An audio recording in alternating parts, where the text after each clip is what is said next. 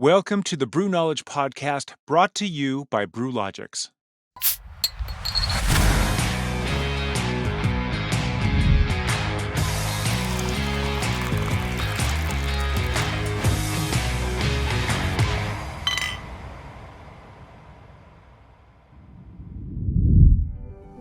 Many of us in the beer industry are good at many things, but it's hard to be great at everything. Our next guest is an expert in brewery and taproom finance and is here to help you maximize your draft earnings no matter which way you look at it. But first, Dan had a really great question. All right, welcome everybody. This is BrewKnowledge on Air with Dan Hornbrook, here with two of my good friends, industry colleagues, and to introduce them, Jeremy Storton and Josh Lindsay, who are both advanced Cicerones. They have a lot of other credentials along the way, but this is my time where I get to ask them the hard-hitting questions that my brain is thinking about, and I get to pick theirs. So welcome, guys, and looking forward to having a conversation today. Always a pleasure hanging out with you guys. So to jump in, I wanted to touch on the topic of a bit of like staff education. So some conversations we've had recently have elevated that staff education is going to be a very important thing for businesses to continue to be successful going into 24. And just kind of want to pick your guys' brains. Jeremy, I'll start with you and then move over to Josh. What are some things that, taproom managers or owners, operators can implement on a very simple level, maybe even low price and maybe no fee at all, that they can elevate their staff education, which will then obviously resonate to the table to the customers and increase that customer experience, which will make it great overall. So, Jeremy, do you have any just quick tips or anything that you've ran across in your time in the industry?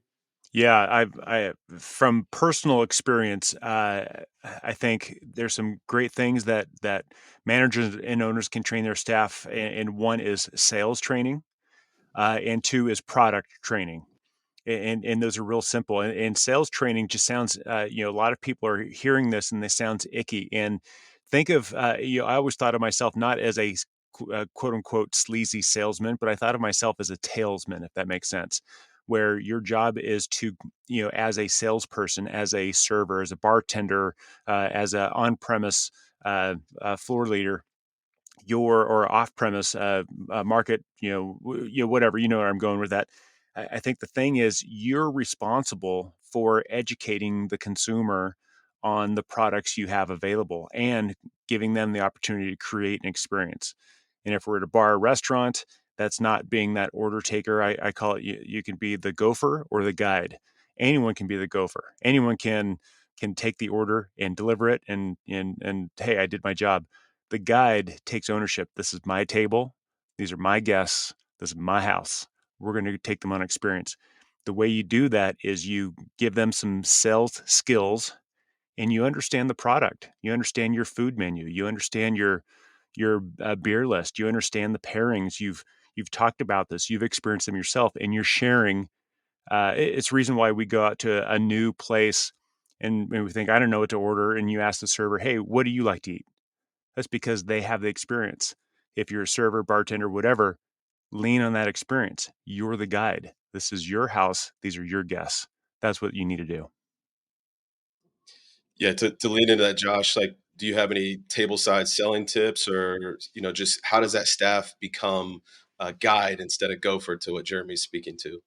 Yeah, I think it starts from the top, making sure that you have the resources to be able to effectively communicate that information to your staff so that they can then pass that information along, and making sure they have just a little bit level above what you expect. So that way you can answer all these questions. So, I mean, I've talked about this a couple of times, but keeping it really simple with the 4-letter acronym CBFR. Color, body, flavor, romance. Like, that's a free thing that you could sit down and put together with your brewers or with a team of tasters, however you want to go about it. And simply all you're trying to do is make sure that your staff understand the color of every beer that's coming off the tap. That's important, right? People have a general expectation of when something comes out, what it's going to taste like based on how it looks.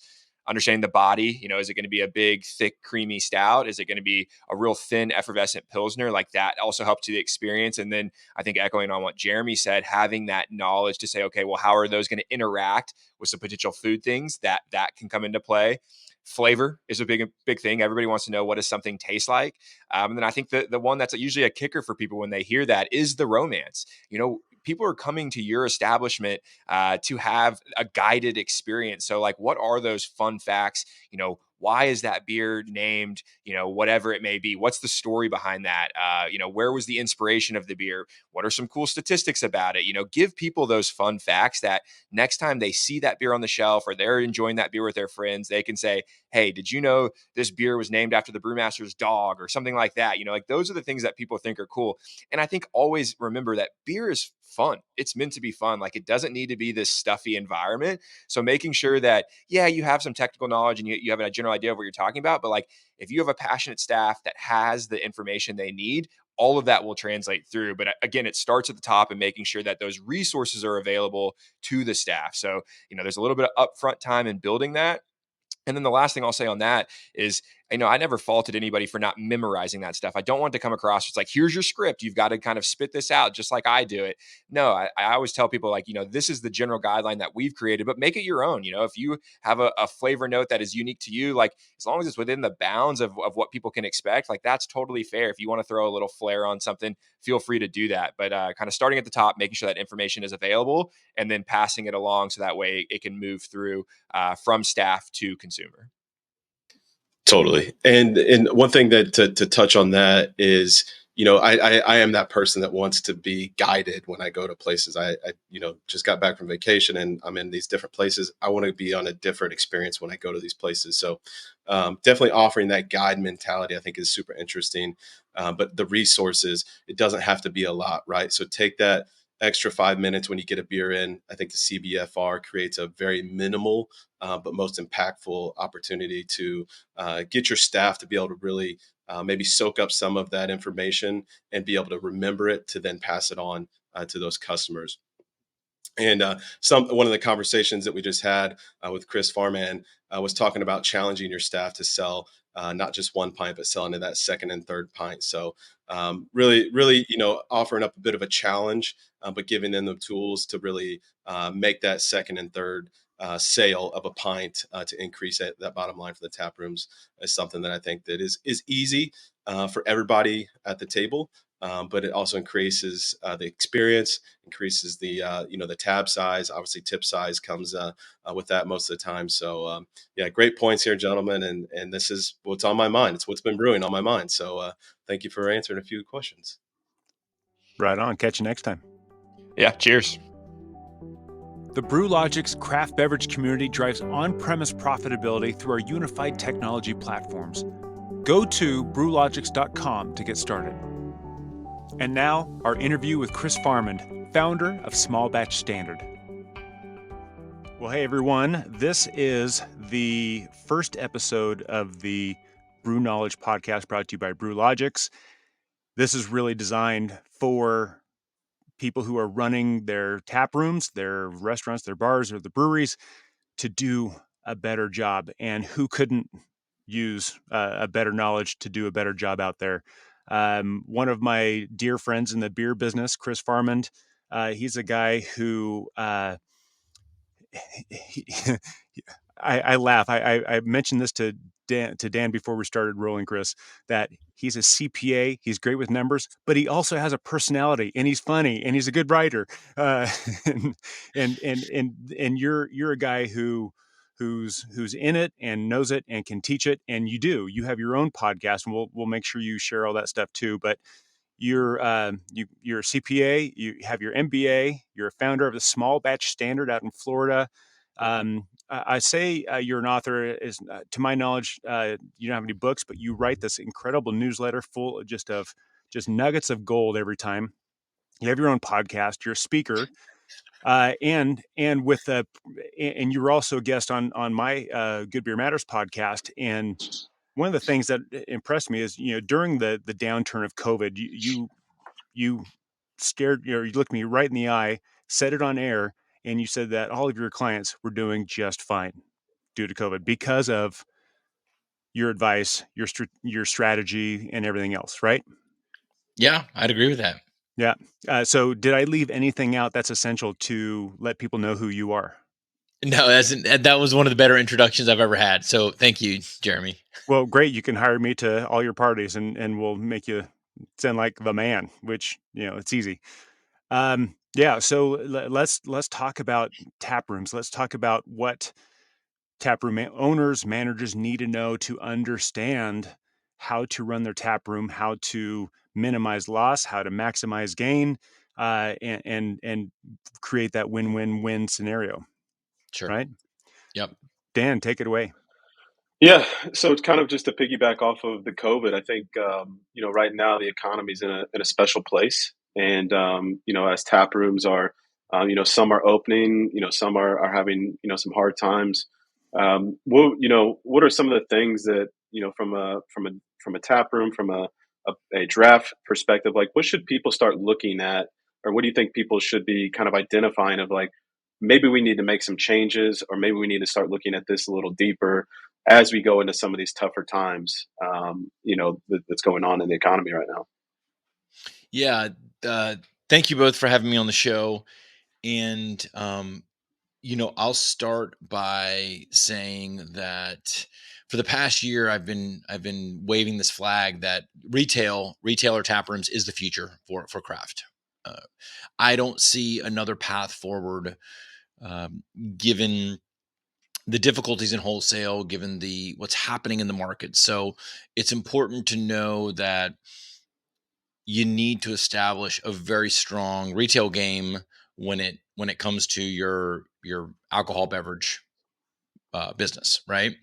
Um, as far as your exact question, what should taprooms be looking at to ensure that they keep retail top of mind? And I think what we're encountering now is another shift in the craft space where tap rooms, standalone tap rooms without permanent food programs are are starting to fall by the wayside versus tap rooms with food programs. I think it's very important to have that food component primarily to be more inclusive, right? To be inclusive. But if food is not an option and you've got to stick with just the the public house, the drinking place, the gathering place, you know, you need to be looking at the trends. You need to be looking at the numbers on a nightly basis. You need to be looking at uh, why is a random Tuesday in February doing better than a Saturday in November, right? You need to be able to answer those questions because the margin of error, right, is shrinking for tap rooms. It used to be tap rooms are your profit buffer. They're your cash buffer. Well, that's actually starting to shrink if there's been little innovation, there's no food, there's yeah, so really understanding, number one, the cost of the beer. Number two, is your pricing in line? We've seen so many articles that craft, and we have the data to prove that craft breweries have done a great job of applying tons of price pressure in the tap rooms. Well, at what point does that ceiling out, right? At what point does that stop? And at that point, are we how profitable are we with our rising labor costs and our rising ingredient cost and all the other costs it takes to manage the tap room? So I'm kind of throwing a lot at you here, but I think the big idea is, um, tap rooms have got to get comfortable with what they have, and I think they need to become true gathering places. They need to become true gathering places where someone can have an intimate conversation, a group can meet, and there's no feeling like you're drinking in a gymnasium or you're drinking in a in a Yeah, in a giant concert hall. Yeah, Jeremy, you're It's smiling. yeah, Can you relate to that? yeah, absolutely. If I can interject, and Uh, I now live in Idaho. You don't have to serve food with drinks here, and so a lot of breweries are just like, well, great, let's just simplify and we'll just sell the beer. Well, I mean, think about this. If the three of us were to go out and hang out, I mean, we're all fathers. we're all business people. We're not as young as we used to be. So we're not going to go out and throw back 3, 4, and then find our way home somehow. We're going to have one and then think, I'm kind of hungry. Let's be responsible and let's go find somewhere else. Mhm. So we're not staying there. And you talk about rising costs, but we can't just raise the cost of beer, because then the three of us who are representing everyone, right? We're like, wait a minute, I'm not going to pay $5. I'm not going to pay $6. I'm not going to pay $7 for my beer. At some point, we're going to think, that's too expensive. We'll go somewhere else.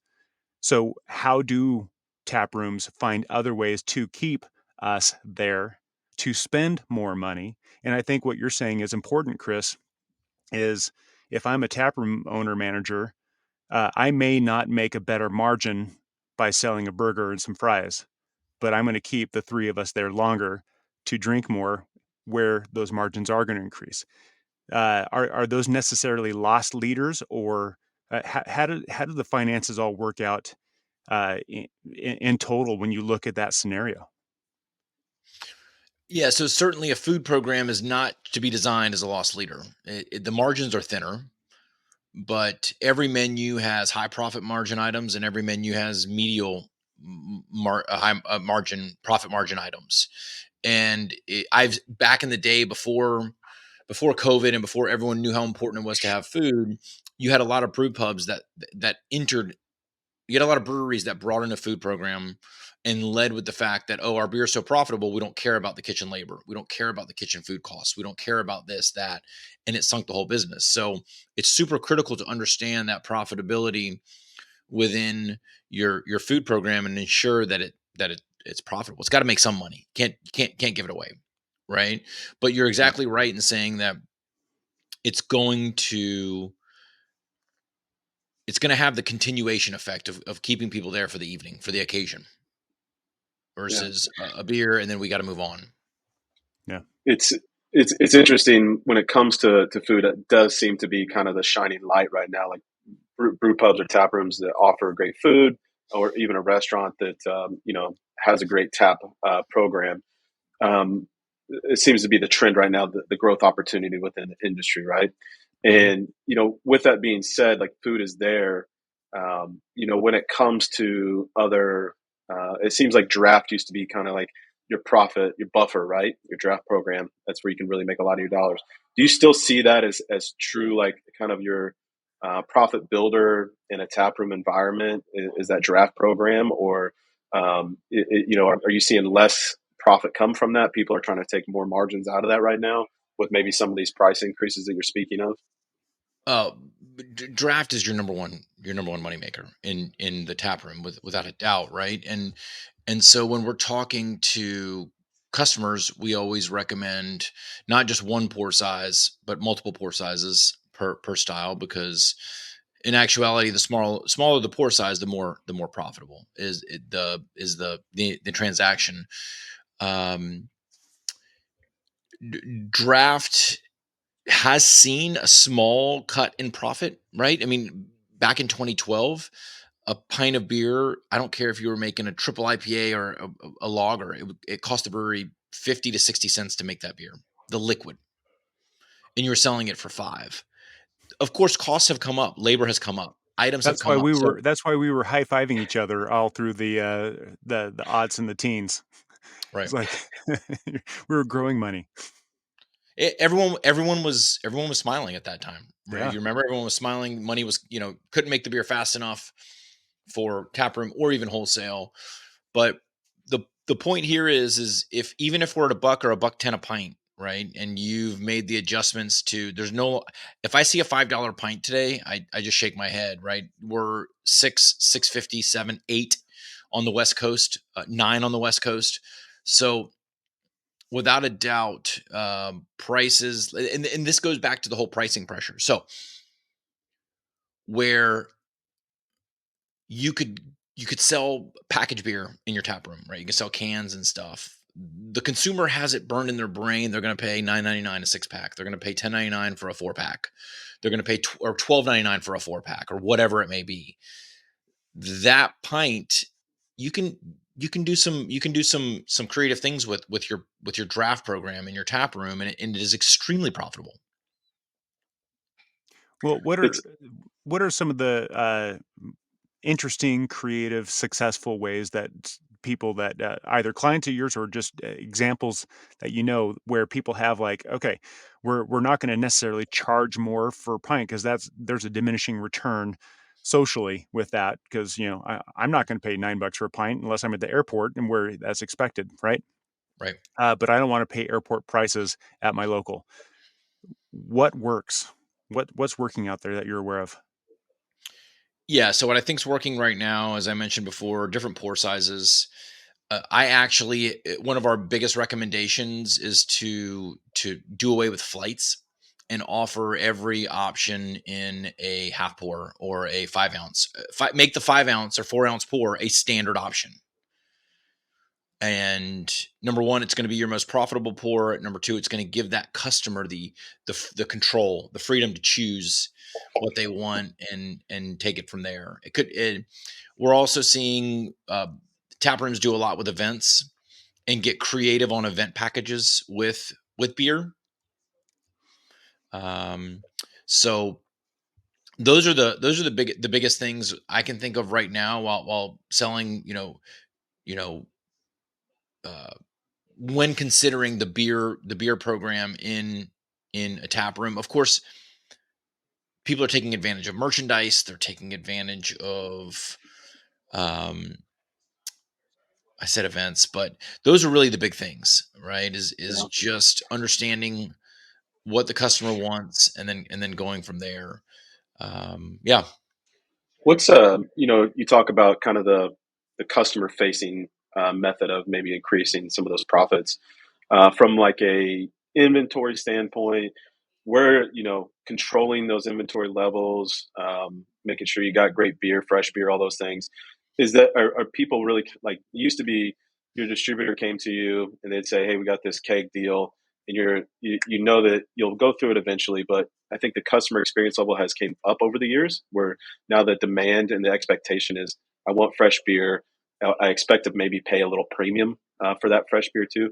How have you seen that transition? Maybe even through this last year, but through the years, those cake deals maybe have went away, but maybe they're not as smart to do anymore. Do you have any thoughts about kind of the back end inventory management of that piece and how that is, evolution, Sure. evolving? Yeah.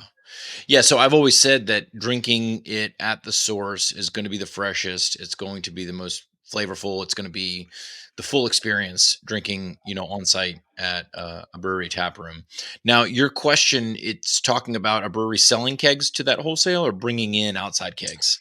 Just even just a normal like tap room, like a Yeah. restaurant tap room. Those craft beer bars, things like that. I guess you Sure. could be included. It seems like a lot of breweries, their tap rooms that do have a food program, they are almost essentially running like some of these restaurants. They just have the brewery attached to it, and Hmm. obviously a better opportunity to make some increased profits on the beer because they are producing it. But they still have to, I would think, a smart, tap room brew pub is still going to manage their kind of their restaurant tap room very similar to what a restaurant that is just a craft beer restaurant. They should be managing, I would think, along the same lines. Hmm. But feel free to add any color to that as well. Yeah, so I think that you've got to look at the numbers. You got to look at what's coming down the pipeline as far as portfolio management. The a pub or a tap room has a very strong ability to throttle up or throttle down demand, in my opinion. Right? You can do the most basic things such as happy hour if your state allows it, or you could do some sort of loyalty program if your state allows it, and that can really drive customers, which drives more beer sales. Um, I would hope that beer is not sitting around at the brewery cold box, right? I would hope that the draft lines are tidied up. There's no oxygen, there's no leakage. It's just like really, really, really tight beer. When I visit places that have 20 plus taps, I get nervous I get really nervous. Me It's like too. beer roulette. You do too, Jeremy? Yeah. Oh, every time I walk in, if there's like 20 or more taps, especially those places like 150 taps, I just immediately, as a consumer, I'm like, woohoo. But as someone who knows what's going on, I think, oh dear Lord. Yep.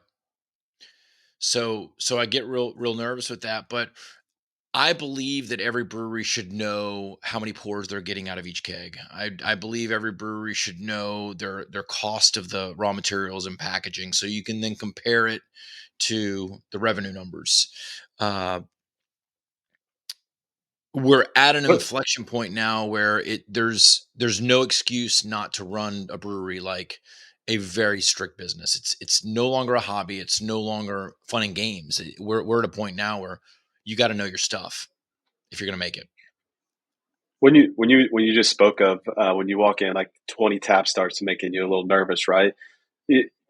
What, 10 years ago you wanted 36, you wanted 50 taps, and that seems to have really come down. And I think there's great reasons why.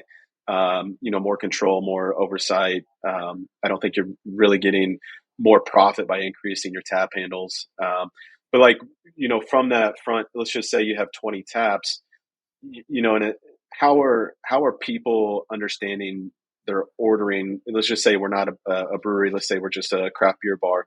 That ordering inventory levels, the rate of sale, things like that. Are people starting to pick up more on those data points to really understand their program and to more efficiently make orders and maybe keep a little more cash in their pocket along those lines? Like, what would, Yeah. I guess, to the 20 tap, like, and it's all going to depend on rate of sale, I guess, but like, how long should somebody, if I order every week, how should I be ordering just enough for 1 week? Should I be ordering enough for 2 weeks? Have you went through some of those processes with some of your customers? Yeah. Yeah, so I think it's critical to understand the rate of sale. Once again, I think some of these retailers can throttle up or throttle down demand depending on what they paid for those kegs. And wholesalers they always have deals. They always have deals on something. A place that's a true craft is going to have all your standard beers, and then they're going to have to splurge. They're going to have to pay a little bit more for some of these more exotic beers to keep the customer coming. And so I would assume that they would double down on the more affordable volume play, and then pony up some extra dollars for the rare stuff. I would imagine we don't work with a whole lot of independent retailers. We primarily work with breweries, but I would imagine there's a fair amount of waste when you're dealing with that many taps. There's a fair amount of spillage, waste. Well, this wasn't drinking time, so we got to dump it. Situation. So yeah, that's kind of my viewpoint on it. I think different times of the year also affect that. If someone's going to come to your establishment and watch a football game, they're probably going to want to drink a super light beer that's going to get them through 3 to 4 hours versus holiday parties. People may want the good stuff and higher ABVs and cut loose. And so Saturday mornings, family, or Saturday lunch, right? Families that the mom and dad may want to tie on a buzz because they have a whole day with the kids. It's It's been a so long week, irresponsible. and now it's time for mama and dada. Yeah, You I've know, been there before. yeah. That is so Uh, irresponsible for me to say, right? Tie on a bun well, before you leave the brewery with the kids. but that's the reality, and it's nice that we Yeah. can bring kids and we can have a couple beers because we're going to linger a little bit. My wife is going to bring a set of cards. We're going to play some games while we're there having a burger and an extra beer, and so it's just that. But we don't go to the places that don't allow for people like me to show up. Right. I always categorize restaurants, bars as family friendly or family tolerant. We go to the family friendly places. Yeah. But at risk of going a little bit long, I think this one is important, and I'm extremely biased. You guys know me, I'm biased on this stuff. But okay, we've got 20 taps. They're those bars where they have, I call them the usual suspect beers, where it's like you walk in, every bar has got this beer on tap. It sells itself. People just say, "I'll have that one." But then there are those bars that are trying to separate themselves from the pack. They are trying to create a name for themselves as like, we are a craft beer destination.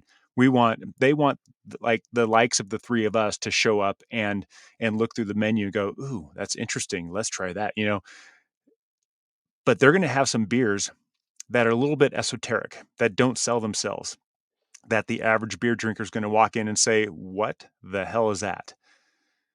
Uh, so we don't want those beers to sit there for months on end. That doesn't serve our business and financial gain. It doesn't serve the customers either. What role of education for your staff and your customers, or what role does education play to help move these beers and create a better environment? Yeah. Yeah, great question. I think that and I was going to mention this earlier, there needs to be tons of sales training that happens in the front of the house, because number one, you want that incremental pint sale, whether it's a light lager or whether it's these big beers, these exotic beers you're talking about. And it's everything from what are we eating tonight? What are we pairing it with versus what do you usually drink when you're not at our establishment, and really trying to align the customer's expectations with what they came in for. So I think sales training as a baseline is completely necessary when it comes to your front of the house in order to have a successful sales program, or we're past the days of people showing up and automatically ordering 2 to 3 beers. Automatic one, yes, but we need to work on that second and third pint. Or especially if, like, for example, we bring Rodenbach Grand Cru in on a keg, and we've got people coming in ordering IPAs. For that second or third one, it's like, you know what, buddy or ma'am or miss, whatever it is, I've got something extra special I want to bring you. Yep. Try this. I think it's to your point, and I always say this in anything that I've ever spoke about tap rooms, but one of the easiest things I think to get that second beer, and I love your kind of challenge there, Chris, is like, how can you challenge your staff to sell that second and third beer, right? Mm-hmm. I always say this: you have to ask for the second beer before they get their food. I don't know what the percentage is. I'd love to find it out, but I promise the percentage drops drastically if they get their food and they don't have another beer in front of them. It's just they're filling up, and whatever it is. So I love I don't know if it's a challenge you challenge some of your clients to, but how can you challenge your sales staff to get that second and third pint sold? And again, don't be order taker. Take these people on a journey, like what Jeremy just said. Have something special for you. You should try this. Make them feel special and things like that. So that's some interesting stuff there. I like it. I agree. So, Chris, where can people find you, your podcast, your newsletter, your website, if they want to know more? Yeah, thank you.